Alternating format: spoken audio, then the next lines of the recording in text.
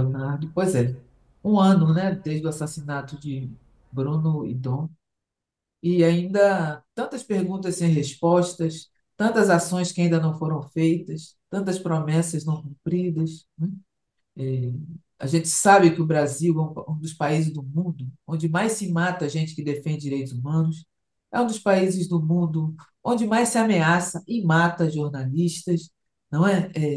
Então, acho que a mobilização de hoje, desses dias e desse tempo, é para que o Brasil cumpra a sua responsabilidade, garanta a proteção dos povos indígenas, garanta a proteção da Amazônia, garanta a proteção das testemunhas desse brutal assassinato, garanta a proteção de todo mundo que luta por direitos no Brasil, a proteção de ambientalistas, e garanta, né, que o Estado brasileiro, Polícia Federal, Ministério Público Federal, FUNAI, e quem mais que seja, Ministério da Justiça e Segurança Pública, todo mundo cumpre o seu dever. Está demorando, mas precisa cumprir seu dever.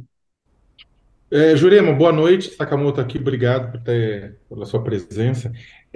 Jurema, se você tivesse bem, a Anistia analisou, né, o processo, né, a investigação até agora.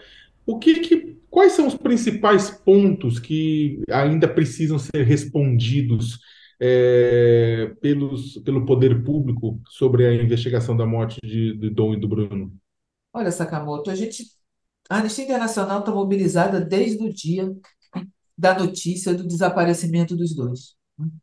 Nós temos acompanhado essa situação desde o primeiro momento.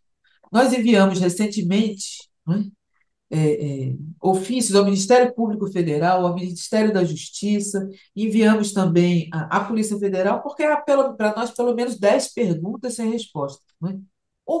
O indiciamento do Colômbia só foi agora, né? Às vésperas de se completar um ano desse assassinato. Né? O Colômbia, que a Polícia Federal já dizia que ele era o responsável, a Polícia Federal indica ele como mandante. Só agora foi indiciado. Só agora foi indiciado, né? Junto com mais um. Nesse processo todo, são pelo menos nove nomes de pessoas envolvidas. Por que esses nove nomes, essas nove pessoas não foram indiciadas, né? É, é, porque não se tem transparência suficiente para saber qual é exatamente a linha de investigação, qual é a causa, o que está por trás desse assassinato. Há várias versões, né? Se fala de pesca ilegal, se fala de crime organizado na região, se fala tanta coisa, né? Mas qual é a linha de investigação que tem perseguido? Em que direção a Polícia Federal está chegando? Né?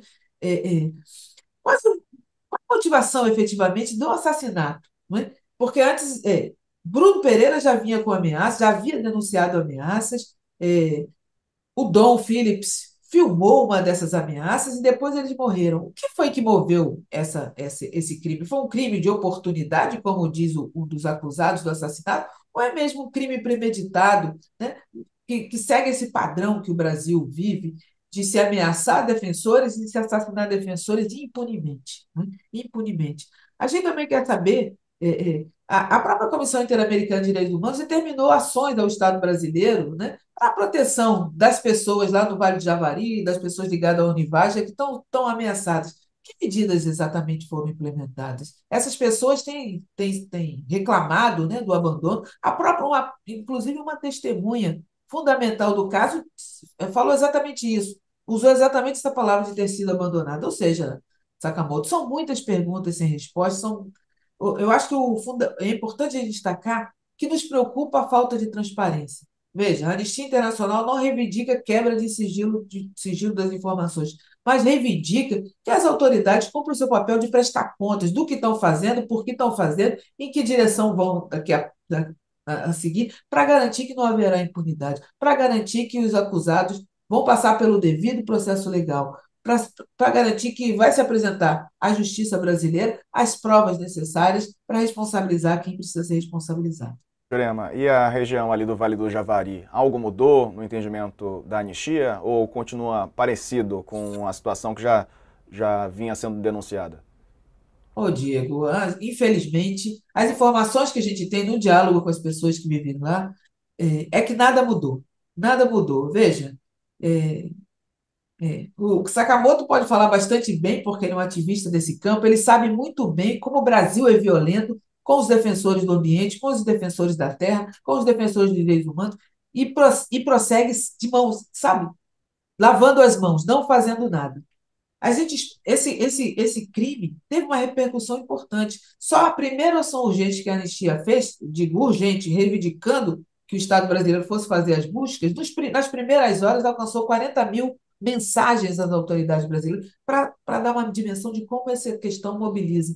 Apesar dessa pressão toda, veja, a gente está aqui um ano depois com tantas perguntas, ausência de respostas, as pessoas seguem ameaçadas, seja no Vale do Javari, seja no restante da Amazônia, seja no restante do Brasil. A Polícia Federal ainda não aprendeu a prestar contas à sociedade. O Ministério Público Federal precisa falar mais com as pessoas, dizer que está, né, demonstrar que está cumprindo seu papel. O Ministério da Justiça, a FUNAI, o presidente da República precisa passar da retórica à ação e colocar mesmo mecanismos que garantam, não é, a segurança pública na região, a proteção dos territórios indígenas, ou seja, Diego, há tanta coisa para ser feita, não é? Infelizmente, com todas as informações que a gente tem, até agora nada mudou. O que mudou foi a dor e o medo que essas pessoas carregam, que escalou, né? Ficou muito pior e nada aconteceu.